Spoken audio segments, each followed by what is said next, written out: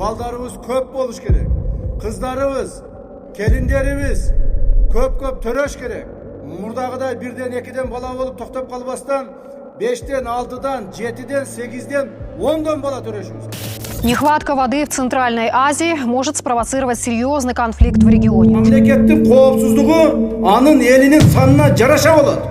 Элибиздин саны өсмөйүнчө, элибиздин саны көбөймөйүнчө коопсуздугубузду биз сактай албай калышыбыз мүмкүн. Больше 60 тысяч занятий по боевой подготовке провели в вооруженных силах Казахстана в этом году.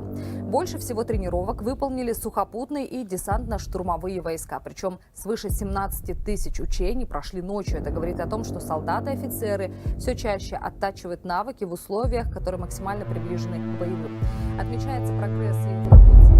В Казахстане начнут применять технологии искусственного дождя. Проект по вызову осадков запустят 17 мая в Туркестанской области. В странах Ближнего Востока фиксируются необычные погодные изменения, не характерные для апреля. По данным региональных СМИ, включая Иран, Ирак, Турцию и Сирию, в ряде районов прошли сильные дожди. Местами наблюдалось похолодание и даже снегопады. Сообщается, что уровень воды в реках Тигр и Ефрат, ранее находившихся под угрозой обмеления, значительно вырос. Местные жители связывают происходящее с постепенным ослаблением многолетней засухи. Одновременно в информационном пространстве распространяются различные версии причин происходящего. По одной из версий, причина погодных изменений кроется в выведении из строя иранскими ракетными обстрелами метеорологических центров в странах Персидского залива, которые годами влияли на погоду в регионе. Туркестан был выбран не случайно. Именно через этот регион проходят влажные воздушные массы, влияющие на Ферганскую долину и юг Кыргызстана. Теперь Казахстан запускает систему искусственного вызова осадков при поддержке Объединенных Арабских Эмиратов. И если часть влаги будет осаждаться раньше времени на территории юга Казахстана,